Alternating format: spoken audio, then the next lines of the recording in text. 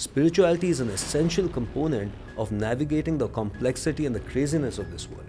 Feelings are irrelevant in the corporate world. It's looked down upon. It's looked down upon unless you can keep it under control. Yeah. I think startups represent the best and the worst of the capitalistic system we are living. What we like to call the 3 A's. So from awareness, but also accessibility and affordability. You have to be a Buddha in the boardroom. Pursuit of happiness is the problem. The soldier's dharma is to kill, the doctor's dharma is to save, right? So there can be very different dharmas for different people. Feelings are not solved by ignoring them or denying them. Or numbing them.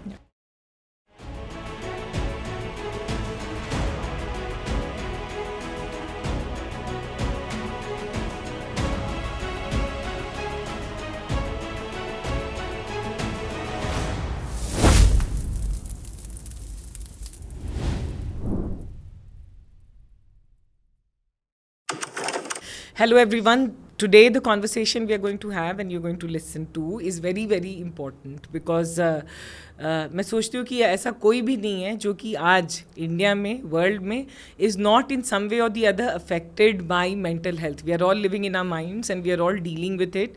And today with me are two people who have shaped in some way the change, the start of the change, the beginning of the change that should happen for all of us when it comes to mental health. We have with us Dr. Shyam Bhat, and we all have heard about him. He's one of the most renowned psychiatrists in our country. And Anisha is with us. She is the person behind LiveLoveLaugh Foundation, and for last many years, she's been working on ground to actually create change when it comes to mental health. Dr. Shyam, I'd love to ask you one, and Anisha, then please you also add to this. You've been in this field. Earlier this was not a conversation, but now today it has become a very big conversation. It just feels like a fad hai. From nothing to a fad it has become. Where are we as a country when it comes to mental health? Well, there's a lot more conversation about mental health. The fact that we are talking today is not unusual because you look at any channel, YouTube, social media, there's a lot of information. I'd argue maybe too much information of different qualities about mental health. The good thing is, of course, we're talking much more about mental health, especially since COVID. Yeah. And the reason we are talking about mental health issues is because it has become so common that you cannot deny it anymore. We weren't talking about it 10 years ago. We were trying to perhaps ignore it. After a while, when the pain is so much, when so many people are suffering emotional problems, especially younger people, they will talk about it, and which is a good thing, Yeah, so we are moving in that direction where it is no longer such a big taboo. I think the taboo is less, the stigma is less, but I have to say there's still a lot of stigma and taboo about and misinformation about mental illness, mental health, and this is true the world over. It's not as if the West is over stigma yet. I think firstly, human beings in general find it a little stigmatizing to feel that maybe something's going on with my mind. Yeah. It's a frightening thought for people. Yeah. It's a personal feeling as opposed to, let's say my foot has got a problem. I can accept my foot because it doesn't feel like me. Once you say mind, people start, feeling quite, and I understand why, they start feeling worried, scared, so they can get defensive. And so I feel some of that stigma is part of what it means to be human and the fears we have sometimes about our relationship with our mind. And I think, for a long time, Shraddha, maybe we lived in a world where stress was less. Yeah. And so, as long as society was calm and peaceful and less stress, we don't have to talk about it. Yeah. But now we do. We met last week and in detail we had a conversation of the impact that the foundation has been able to create. One is that if you could quickly recap for everyone the work that you're doing, and second is what are some of the changes that you are seeing on ground? Sure. So very quickly, the foundation was set up as a result of our founder Deepika's personal experience with mental health, and through that journey, I think she was fortunate enough to be able to have access to mental health professionals and resources. Yeah. But she also wanted to utilize her position to be able to to talk about mental health and for it to become a little bit more mainstream. So that's really where the foundation began. In our initial years, a lot of the work revolved around awareness. You rightly said, we were not talking about something like this earlier. So we identified it as an area that really needed intervention. and playing to our strengths, we really wanted to create a lot of awareness. And like Dr. Shyam said, we've started on that journey. We're nowhere close to it ending or finishing, but at least we've begun. So I'd say initially our focus was primarily on awareness. But over the years, what we've been able to do is also expand our focus, not just to awareness, what we like to call the 3 A's. So from awareness, but also accessibility and affordability, which we see are probably 3 issues or challenges that mental health faces, poses for India as a country. And in terms of sort of changes that we're seeing on ground, like I said, I think we're becoming a little bit more aware. There is a lot more acceptance of mental health than before. I think at least we talked about a younger age group. I think the help-seeking behavior also has improved with awareness as well. But yeah, I think there are a lot of challenges that still need to be addressed, and wherever we can make a difference and an impact, we're definitely trying to do that. Yeah, and I want to call this out that somewhere in our country we need to celebrate, genuinely appreciate, because कुछ भी होता है तो our world view is very limited to me, myself and our immediate surroundings. But when you use your own pain and what you've gone through to create an environment and enable so many millions of people, I think we need to celebrate that, and I'm celebrating you here because why should we wait for others? Like, this is what you're doing, what the foundation is doing is very important, and I think for our country of 1.4 billion people, so kudos to you, and good to be having this conversation. So there's this whole thing of decolonizing therapy and the Western approach to therapy and the Eastern approach.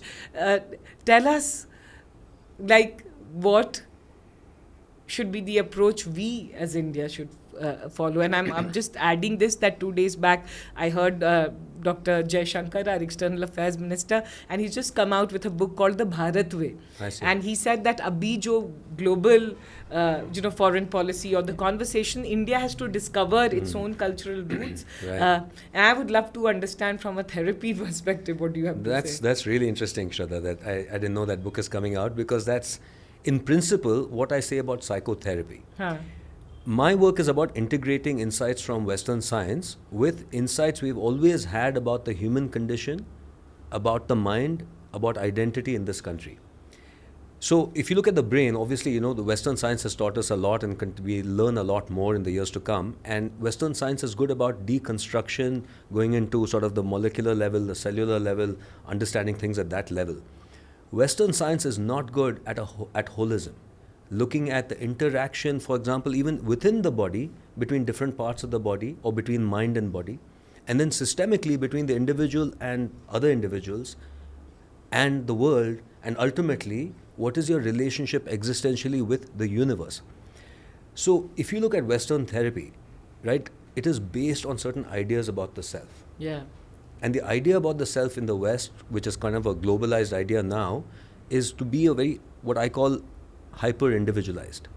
Hyper-individualized means you are rigidly categorized, and what that results in is a fake feeling of strength, which actually is a kind of strength that is against everything that we learnt in the East about what happiness is. For example, we knew in the East something that the West is now discovering, that one of the important ingredients for mental health is not just to be a strong individual, but also to have a connection to beyond yourself, something beyond yourself. Whether you call it, whether you get it through religion or through faith or through immersion in work, we called it bhakti yoga, karma yoga. We knew this. So these insights, these are perennial insights. They are true about, they will always be true about the human condition. All of this stuff is kind of missing in the implicit ideas of the self in the West. So in the East, we talked about this, but we didn't just talk about it. We developed strategies and practices to help people experience this through meditation, through yoga, and through all those practices.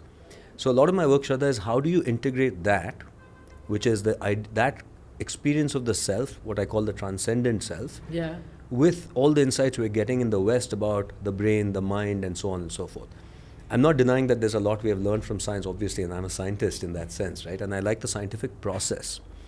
But we should never wear the lens of our colonial masters who looked down upon rich insights from the East, which are absolutely true, but because they were expressed in a language and a vocabulary they didn't understand, they denigrated all this time until belatedly they've discovered that meditation and yoga is amazing. And now I don't want us to get their version of yoga and meditation that they're regurgitating, because they frankly still haven't got the point. At least they've understood that there was great insight in the East. Let us actually, embrace that. And that's a good thing, but we need to spearhead this. When you, work with patients and people who come to you, have you seen that change? Have you seen that change when they embrace a lot of Eastern practices? Absolutely. I think it's a very important part of the therapeutic journey for many, many conditions and many challenges that people are facing. Ultimately, it can help everybody and will help everybody, because it is a practice that gives you the right relationship with your mind. Yeah. The problem today is that people are living super intellectually, super logically. And frankly, a lot of people are not feeling. They may feel angry, they may feel scared, but underneath that, there's numbness. They're not feeling. Why? Because we're a society where we reward thought, intellect, and productivity. Feelings are irrelevant in the corporate world. It's looked down upon. It's looked down upon unless you can keep it under control. Yeah. So Shraddha, that simple thing, which is what parts of your mind have been pushed away, how do you relate to your own thoughts and your own mind? So, for example, in the West, we do cognitive therapy, which, by the way, I always say is useful, but they have overemphasized the point of thoughts and feelings. Because what they've done through cognitive therapy, in the sense it's important for you to manage your thoughts and correct negative thoughts, fair enough. But in the East, we say what we allow you to do through meditation is to take a meta perspective on your thoughts. How can you change your thoughts if you're so wedded to your thoughts that your thoughts are yourself? Yeah. When you pause and witness your thoughts, then cognitive therapy actually becomes even more potent, and so it's synergistic. And this is just one of many ways that there's synergism between East and West. Are you coming up with something? You should also come up with the synergistic sub-model to I this, have actually. I developed a therapy called integral self-therapy about 12 years ago when I was in the US. And I published a couple of papers on it. And in this therapy, I integrate exactly this, which is the non-dual aspect of the self. Non-dual meaning Advaita, which means you and the universe are one. Yeah. And not as a concept, but as an experience through meditation, aligning it with the various constructs of the self that emerge through the course of a lifetime. So it's a transformative therapy, which has a role in depression, anxiety, but also takes people towards, connecting with their authentic self. How do you take care of your mental health? Well, I have to have daily practice, Shraddha. You Absolutely. As therapists, you absolutely do listen to a lot of trauma, and you obviously hear a lot of pain, and obviously we do care. And when you care, then you're going to absorb that pain. Yes. We also have responsibility, meaning that person's suffering as a doctor is my responsibility as much as possible to ease that. And because results can be harder to get through that journey, it can get difficult. So all mental health professionals have to practice, and I do practice self-care, which includes exercise. I do Pilates and yoga, meditation. Nutrition is usually on point. Sleep, I sometimes, have to say I'm still struggling with, because I end up trying to catch up on work. But that's the final pillar. And of course, meditation every day. Anisha, what do you do? Similar. I think, I think the important thing is that everyone's self-care routine will be dependent on what works for them.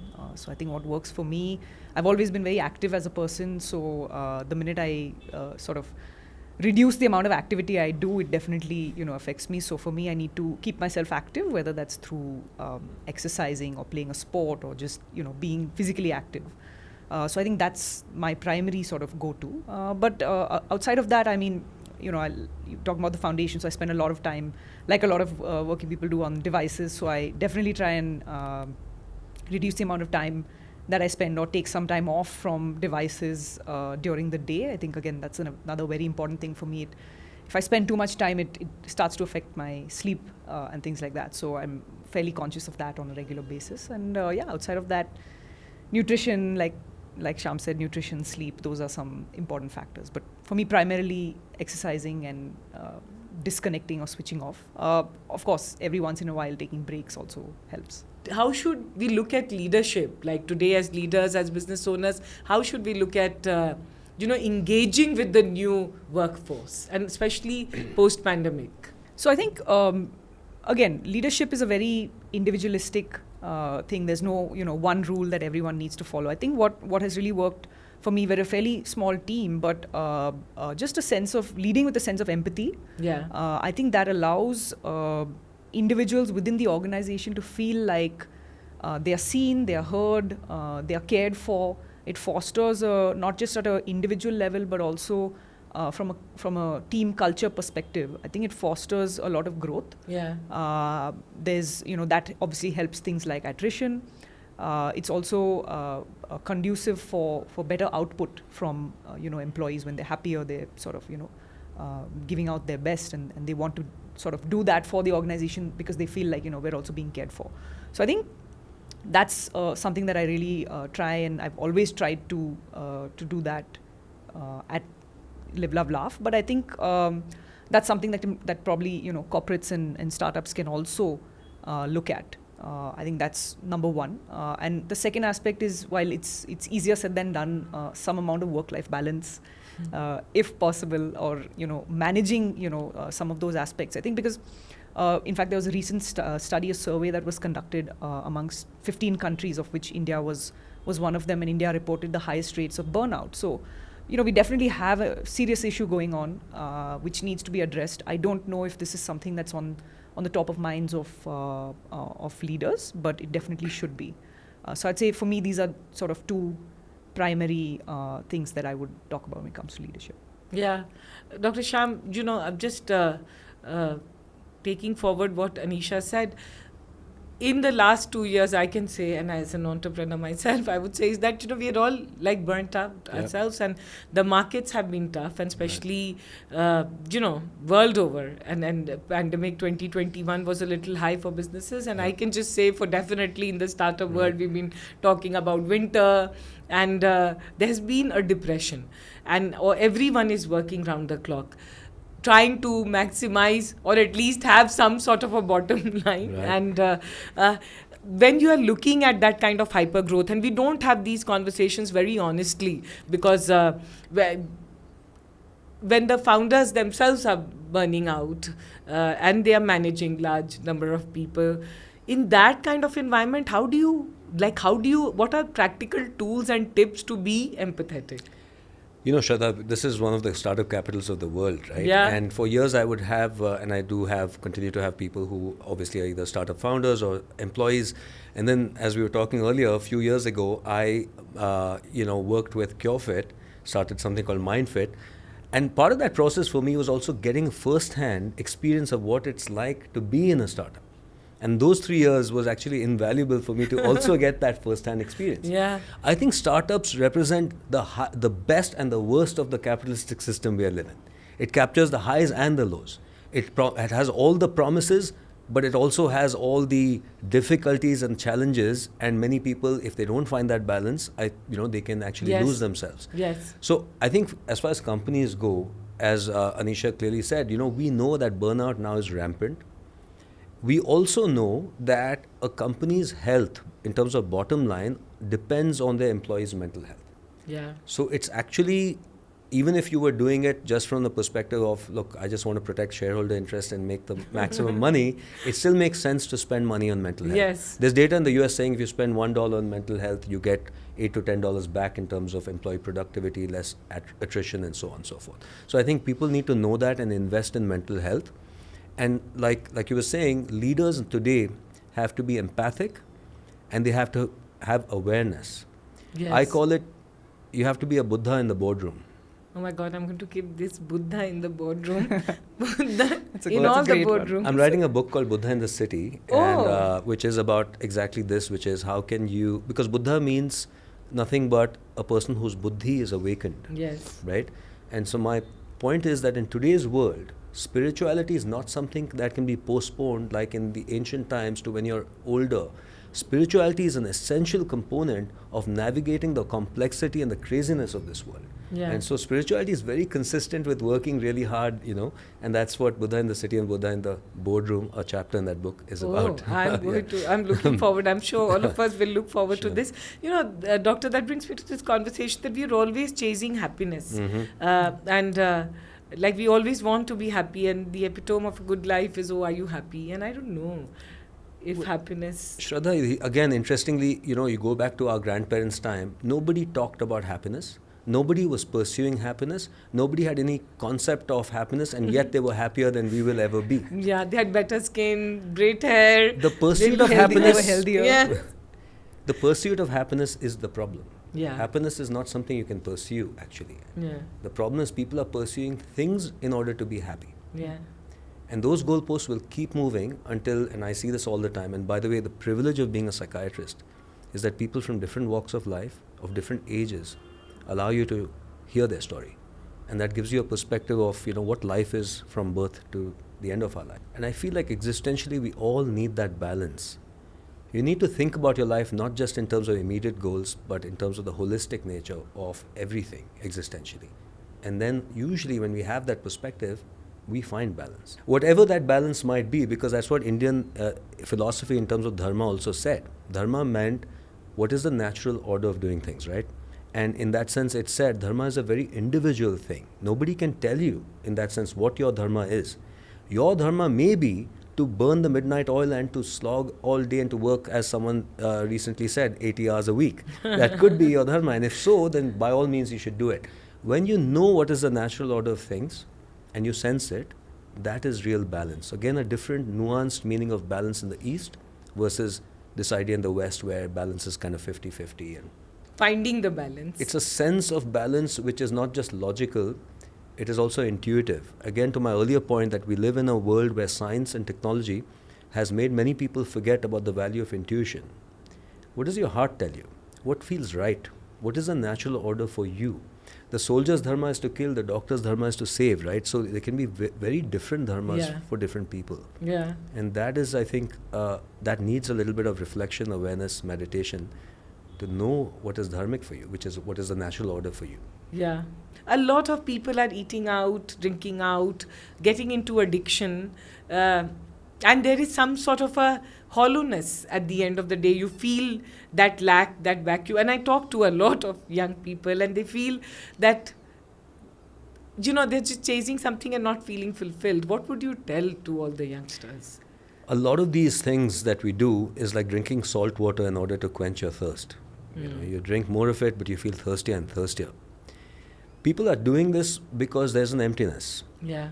And that emptiness is hard to resolve. It needs some patience, courage, and time and exploration, maybe therapy, maybe deep introspection. An easier solution is to go out, chug a few drinks, do a few shots, and come back and do Netflix Sleep. all night. Oh, Sleep. I was going, you would be up all night. A lot of people just stay up. What do we call it? Revenge procrastination, it's called. This idea that the only time you get to yourself is late at night, so you're not going to go to sleep then, even though you want to sleep. In a way, it's like people are numbing themselves, to my earlier point. Yeah. So awareness would help, and although I have nothing about going out, and nothing wrong with, nothing against going out and having a good time, we still do that. So, all in balance. So. Anisha, I want to ask you about, we had seen the photo of the two ladies and the foundation has worked with a lot. Because one of the things when it comes to, and Dr. Shyam, you could also chime in this, when it comes to mental health therapy, there is still this whole thing of affordability and that it is the privilege of rich people and people with money. But I know that the foundation is also working at grassroots level with people, and you've seen that impact, you've seen the change. One, if you could tell that story, and the second is that how do you and Nandan talks about impact at population scale. How do you bring mental health at population scale? So, one of the things we identified very early on, just for our audience, the image that you're talking about is a beneficiary of one of our rural program interventions. She's from Orissa and her sister. So we actually, the story was extremely powerful. So we wanted to feature her, of course, with her permission on our annual report cover. That's what you had seen. when we started off at the foundation, we wanted to be able to create a difference or an impact for mental health in India. And we all know about 70% of India is rural, right? So it made perfect sense for us to actually begin interventions in rural India, primarily because the interventions that you tailor for urban India are very different from rural India. So what we actually do in rural India is a community-based approach. It's not individualistic. I think India is a collectivist society. So we've realized that, and there's enough research and data out there that community-based interventions really help, not just the individual, but also to create that impact and that change over a period of time. And of course, it takes time. There's no doubt about it. But what we primarily do is, look at a particular intervention and work with various stakeholders. So of course, persons with mental illness, their caregivers, who form a very, very important part of what we do. But we also work with local, say, district administration. We work with, frontline workers like your ASHA workers and Anganwadi workers. We involve the local community. We do awareness for them as well. So basically, we look at it from a sort of a very holistic approach. And what that does is it allows for greater efficacy of the program, but also, while doing all of that, it's important to ensure that it's sustainable, so that eventually, over a period of time, the community is able to implement, with the support of the local administration under the district mental health program, they're able to run the program themselves. They feel empowered, which also, of course, helps their confidence. But of course, the core of it is also, are we able to help those in need from a mental illness perspective. So coming to the two individuals you're talking about who are featured on our annual report, one of them is our beneficiary. She suffered from mental illness, and she was identified as a beneficiary when we started our program in Koraput district of Orissa. Her sister is her only caregiver, and unfortunately, as a sort of a daily wage worker, I think there was a little bit of a toss-up between, should I go to work to earn a living, or should I stay back and help and care for my sister? So the community-based approach that I talked about supported a family like this, where her sister was able to actually, go out and work. The beneficiary was able to receive free psychiatric treatment. It's also an extremely remote area where we provide this support. So getting help and support is almost a half a day's travel, let alone the costs involved. So we've looked at that from a holistic approach, provided that care and support. We've also trained her and her sister in vocational training. So ensuring that there's a certain amount of employment and finance that is benefiting them as well. So her condition has now improved. Financially, they're in a better place, and they're also sort of contributing to others in the village who are in a similar situation. So sort of helping them get better as well. Dr. Shyam, I want to ask you about this whole women and men when it comes to mental health. One is that there's been this whole narrative that women are very emotional. And honestly, like, I used to hate this earlier because everyone will tell me like I'm a walking, talking emotion. And now I've embraced it, that yes, I am very emotional and this is who I am. But there's always this thing that women are very emotional and they are very hormonal and all these words that are used to women for women. But on the other hand, I also think that it's unfair to men also, because men are supposed to be the strong one and they don't have emotions. So I don't know where does one find what do you have to say on this? And second thing is that किसको ज़्यादा affect करता है mental health? Is there something gender related? Yeah, absolutely. The statistics are quite clear that men die by suicide more than 2 to 2.5 times compared to women. Wow. So, but on the other hand, statistics will tell you that women are diagnosed with depression twice as commonly as men. So there is a gap in that about 50% of men who die by suicide don't have a diagnosable mental illness. And in my view, that's a failure of the mental health system. It's not that they were not suffering emotionally. It is that, as you said, they are less emotional, which is not a sign of strength. It really means that many men are either not in touch with their feelings or are not able to express it. Yeah. There are both maybe biological and sociological reasons for that. But what we find, for example, I get asked this all the time. By the way, I used to do a radio show and I used to get questions about breakups all the time, right? And people would ask me who suffers more. Yeah, tell me. Well, guys do. Guys suffer, Do they? statistically, because Yeah. if you look at what happens to men after the end of a serious relationship or a divorce, their mortality doubles, whereas women's mortality does not increase at all, and for some it might even decrease, The reason is women have a lot of strength, the kind of strength that is necessary in today's world. And what is that strength? The strength is the ability to forge connections and affiliations. Men, when they get upset, they withdraw, isolate, they may drink more, they get angry, they alienate people. Nobody has sympathy for a guy who's shouting, screaming, but if the guy was able to cry and reveal his vulnerability just as a woman is able to, then he might be able to form some affiliations. But and I've seen this, and I know people, the current culture says it's all sociological. I don't think so. I think there's a biology to it, because testosterone has certain effects on the social brain. And men, I think, are slightly hardwired towards trying to get into more dominance and competition rather than affiliation. So heterosexual guys find it very hard to lean physically on their guy friend and cry and be held. How many guys would do that, right? In movies. Movies and a few enlightened men, maybe, but very few guys are able to do that. Yeah. They'll say, "Bro, let's go to get a drink, man. Let's shout, let's scream, let's whatever." Where's a woman who's suffering, who's just broken up? Her girlfriends will come over. They'll scream about that They'll guy. hug each They'll hug each other. other. They'll call him the worst names on earth, and it'll be nice. They should feel held and supported. Yeah. It's a big thing, It makes a big difference in a culture where we have fragmentation, where loneliness and isolation is becoming an epidemic. This is the problem. Like, what would you tell men who don't express, because and our audience, we primarily have a lot of viewers, male viewers.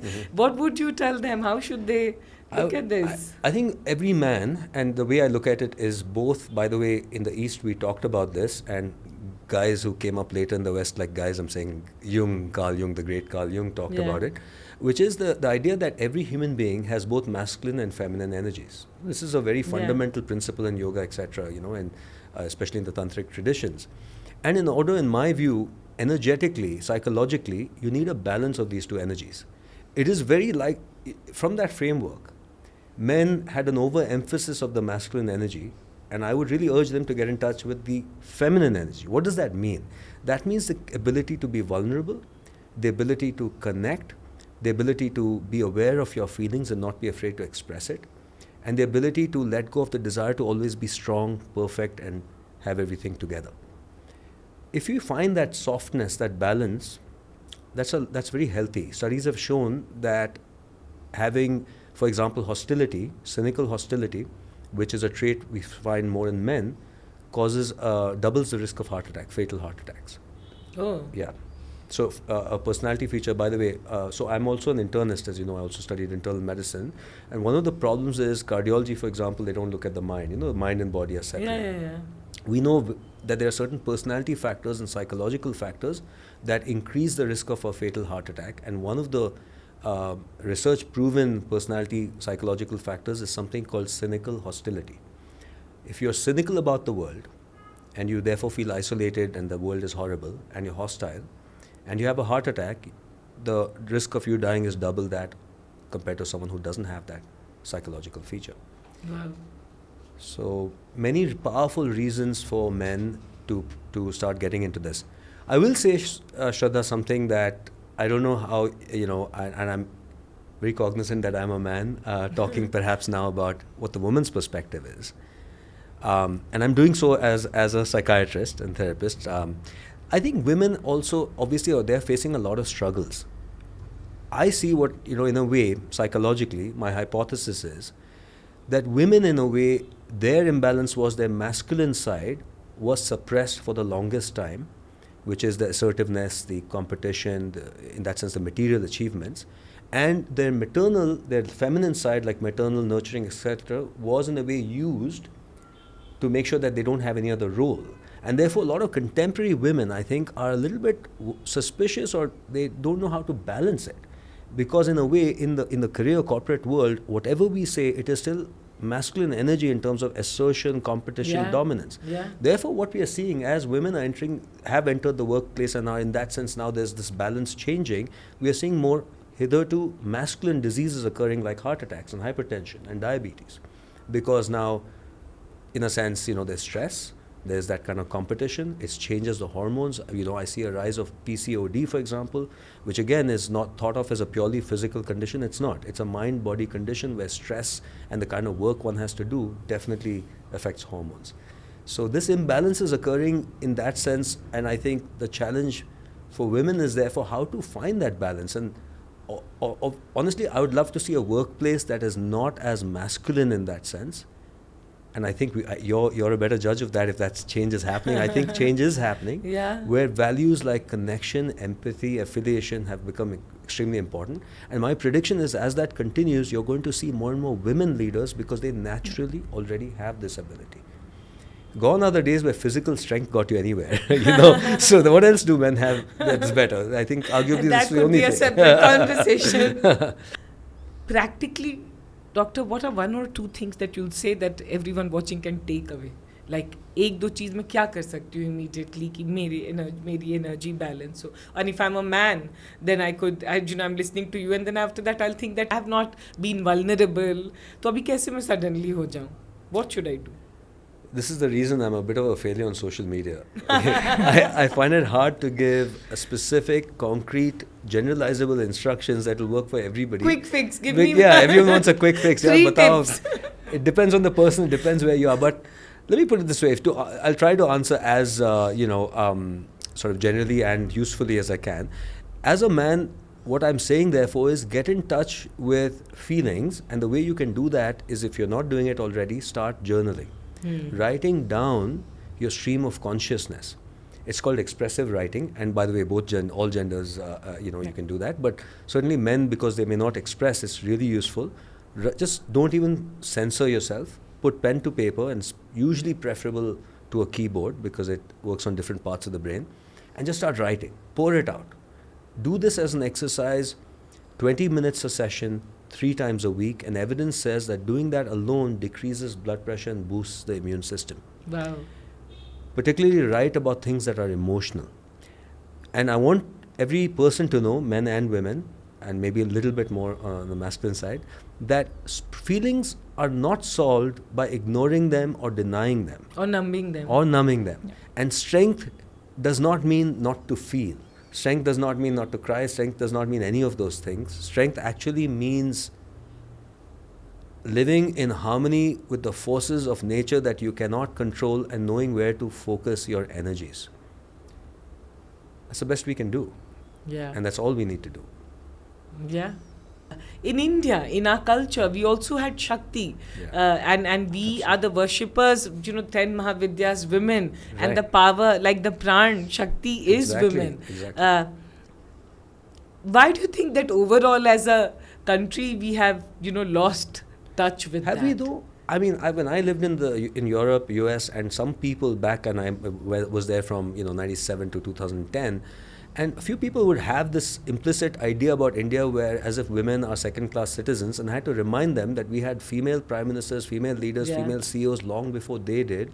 And honestly, is that really true, that narrative, Shraddha? I know that perhaps there are, isn't there a lot of symbols of, as you said, feminine strength in our culture? And in reality, in most families, do we not have extremely strong women as, or am I wrong? No, we do have very strong women, but I come from North India and I come from Bihar, where I still feel that men are like, fair enough. So, but yes, I get what you are saying. Somewhere in this also we need to find. I agree with you. So I think I agree with you in that there were certain cultural stereotypes of women that were acceptable as being strong women. Yeah. And in that sense, the patriarchal system in India, and in areas that you talked about, prevented women from embracing and finding out their own true strength in all walks of life. Yeah. There's no doubt about that. I think though that is actually, in my view, and historians can correct me, that actually was not inherent to our culture, and that probably came about as a result of various colonization over time. I'm not a historian, but the fabric of when I read our texts, and we all have read those texts, as you said, Shakti is such an important part of our religious traditions, of our spiritual traditions. Our mythologies are full of that. And my sense is that feminine strength was very much, and egalitarianism and equality was actually probably a part of our culture for a long, long time. Perhaps we lost it along the way, but I'm sure we're going to get it back. Because inherently, there is a deep respect for feminine strength and women in this country. And I might be accused of mansplaining this, but no, this we is my like belief. it. No, I wouldn't say mansplaining. Like I said, that we just having a conversation. We need to have these conversations and discuss this without stereotyping. But of course, today it's so difficult because everyone has a point of view. But I think as collectively as a country, like we're talking, raising the bar when it comes to having more conversations on mental health, we also need to have more conversations on gender balance. Like you said, no, we have to find the balancing. What are some of the key learnings that you could share with us? What are some of the insights? Because, you've been at it, you on ground doing this. What are some of the things that you think, one, of course, the impact, and the second is that what are some of the key learnings which, other people could also practice, think, and see if they have to work in the area of mental health, follow? Yeah, so I think in terms of takeaways, look, this is not an easy sector to work in. I think sometimes there's a notion that working in the non-profit sector is a bit of a break from, say, the corporate life, but it's intense. I think it's emotionally can be very draining. Of course, like we're not mental health professionals like Dr. Shyam and the professionals in the industry, but it is sort of very emotionally taxing. I think sometimes there's a large toss-up between wanting to help, because especially with mental illness, there's so much of it out there. Identifying what are the areas that you can work in that play to your strengths, as well as where you can actually make a really big impact or difference. And obviously, as an organization, whoever the organization is, you can't do everything all at once. So I think being able to identify those areas is a extremely tough call, because it's a little bit of mind versus heart. As human beings, we want to intrinsically help absolutely everybody out there, but it's important to understand it's not practically possible. So I think strategically identifying areas that you want to focus in and work on is one. Secondly, taking care of yourself as an individual working in mental health, as well as an organization, or having an emphasis on that is extremely important. So for us, for example, as a mental health organization, we talk about a lot of different things that people can do to take care of themselves. But I think the critical factor is, are we actually practicing it ourselves, and are we taking care of ourselves to then be able to help others out there? So I think that's another thing that I think is extremely important, and we try and inculcate that culture within our organization. But yeah, it's extremely fulfilling work. There's no doubt about it. It is. We've talked about almost for a while now about how crucial and important this topic is, and the focus that's required. So of course, one way of doing that is by having these conversations. But there are a lot of good mental health organizations out there doing some really good work in mental health, not-for-profit, for-profit, social impact organizations. So it's an area that requires immediate intervention and support. But yeah, I think just to summarize it, it's been extremely fulfilling for everyone who's been involved at LiveLoveLaugh. We're all here with a common passion and purpose to be able to help others, and we understand that it's not something that's going to happen very quickly, and we're here sort of to be able to do that in the long run as well. But yeah, I think if there's a couple of words that I could summarize it in, I'd say one is extremely satisfying, but also just a lot of gratitude to have the opportunity to be able to help other individuals. In fact, I wanted to ask, that you talked about purpose, is that doing something like this and consistently for 9 years, you can't do it unless you're, completely your heart and soul and purpose is into it. Like you can, don't get me wrong, but people sometimes talk about these things and it's very sporadic, or it's like photo op opportunity. But you have lived this and you're living this and you genuinely completely committed to this over the years. And what drives you? Because it's not easy. It is not easy, and you could do so many other things than this. So I think for me personally, a lot of it stems from sort of my own personal experience as a caregiver. I'm also someone who's sort of intrinsically driven to do something. And I think, like I said, I was fortunate enough to be able to have the opportunity to do something like this, to be a part of an organization like this, to be able to learn, to be able to grow, make mistakes, and sort of do all of that. But I think primarily, just my experience as a caregiver, combined with the understanding that there is so much to be done, and this organization I feel is quite sort of uniquely placed to make a very, very large impact, and much more than we have already achieved. So I think, at least for me, I'd really like to not rest until some of that is done. And for me, that's really where the drive comes. Why is it, one, that we don't have such a mainstream conversation? I think there should be a caregiver community in this country. And the second thing is, what should caregivers? Because a lot of people watching this, and especially in the pandemic, I'm shocked that I'm meeting so many people who've lost someone in their this thing, or they've lost their jobs, or taking care of someone. So how should people who care for others take care of themselves, and what should we do? Well, I think that's a very important question. There was a great book for caregivers, which the title kind of captures the experience of being a caregiver. The title was The 36-Hour Day. Wow. Because that's what it feels like. You're trying to do a whole job and take care. And there's also, I think, a lot of people feel guilty because they have certain expectations of themselves which are actually not realistic.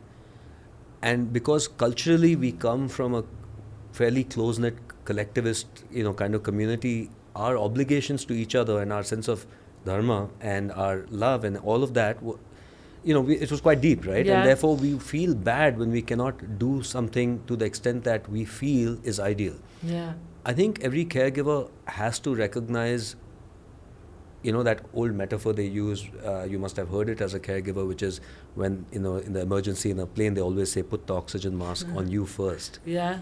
And that's sort of the metaphor we like to use. You have to deplete yourself. You cannot care for someone if you're depleted. Then it leads to frustration and anger and sometimes resentment, and then criticism, and the cycle can cause depression in the caregiver very commonly.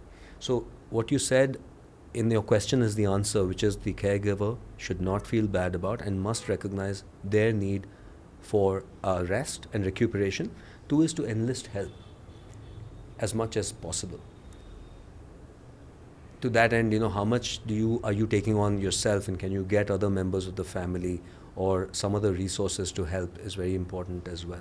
I just feel mothers are the caregivers all their lives, and somewhere I just look at mothers and my mother's generation. I don't know if things are changing, but yesterday I was in a very big women's leaders conference, and they were all top women leaders.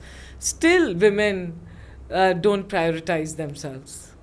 I would disagree with that. Oh, yeah? I think that there's a mythology of women being the self-sacrificing caregivers, but in those old days where there was such rigid definition of functions, the man was expected to earn money. And if he or she didn't, if he didn't do it, they obviously felt stressed, which is why I said earlier, masculine diseases like heart attacks, hypertension, happening more to men.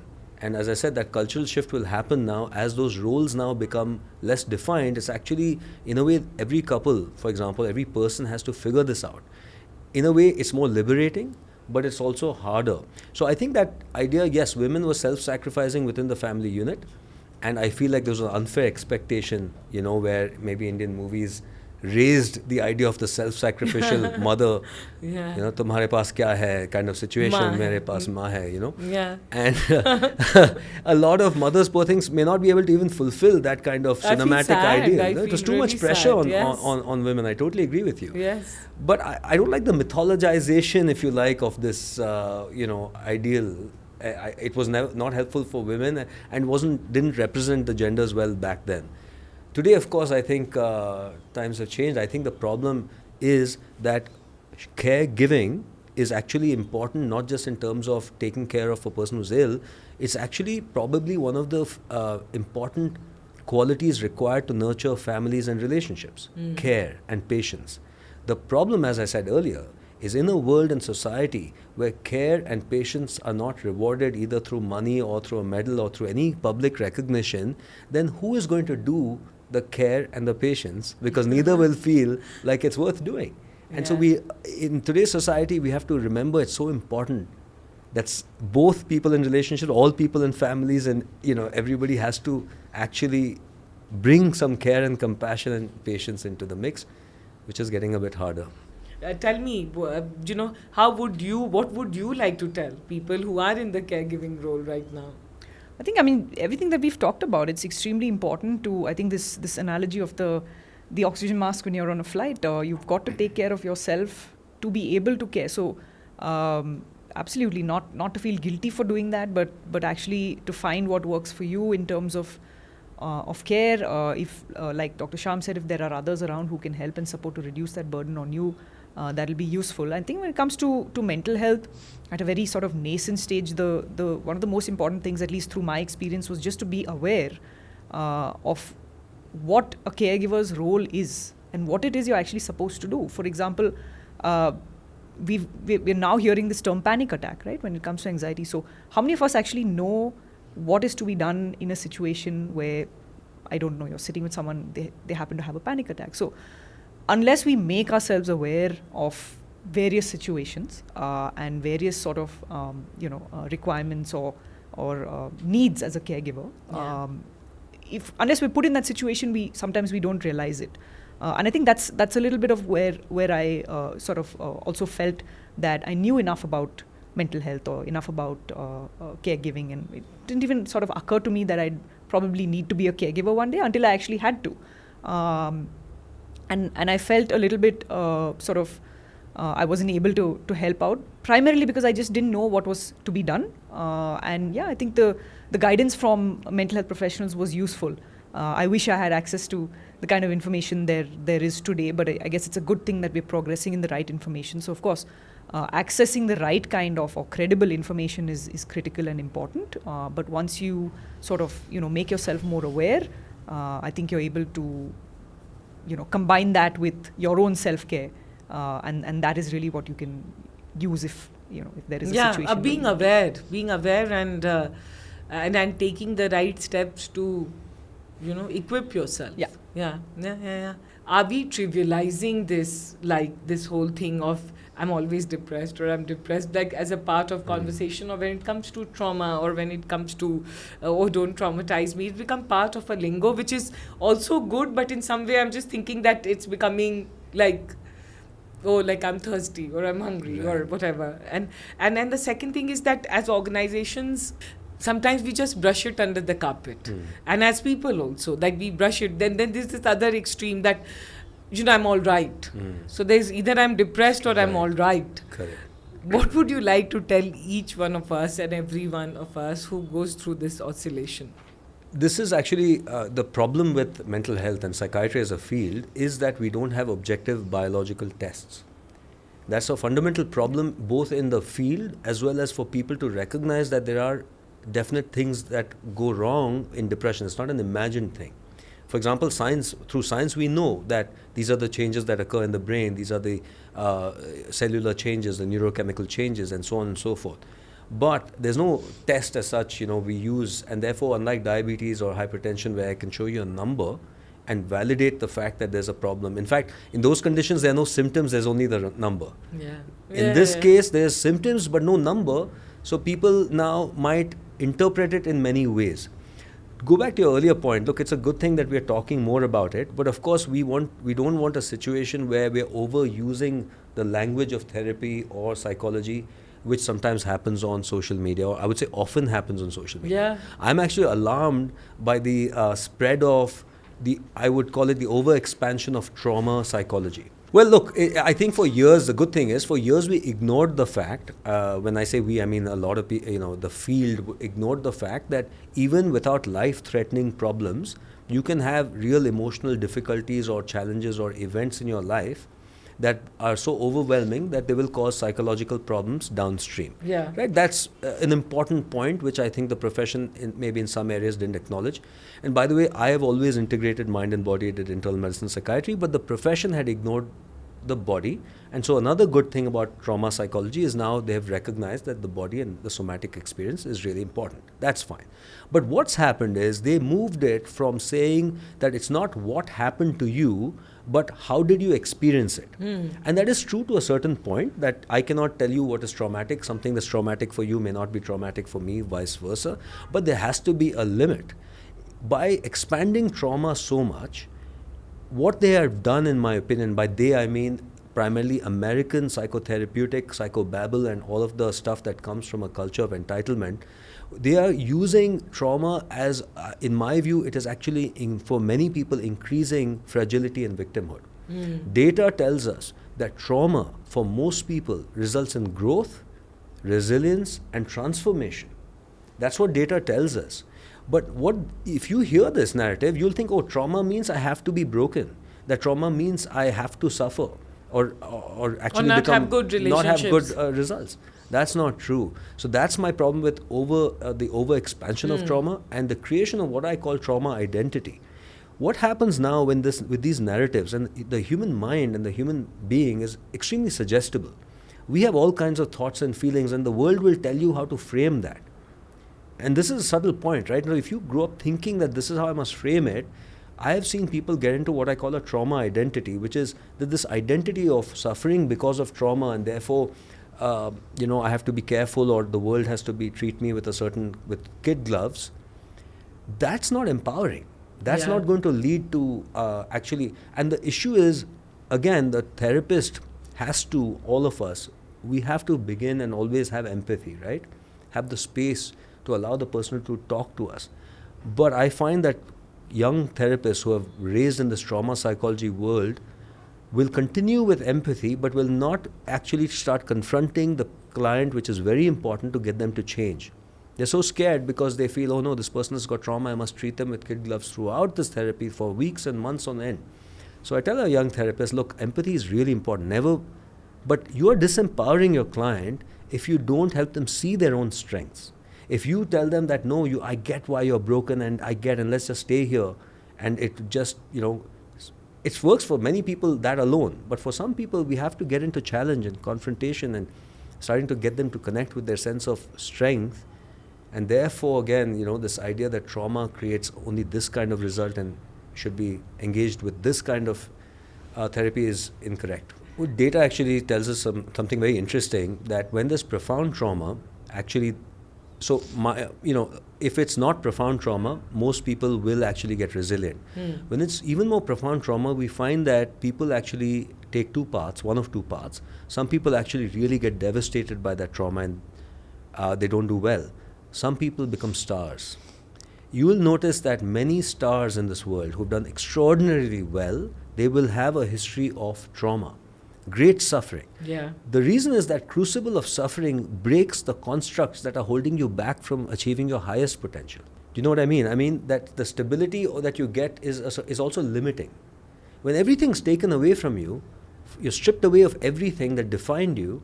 Yes, it can be absolutely crushing and scary, but it also liberates you from all constructs, and that is what an entrepreneur actually needs, The degree of risk-taking, the degree of doing things that nobody has done before, and hence you will find that great people have achieved great success. Many of them have had pain and trauma.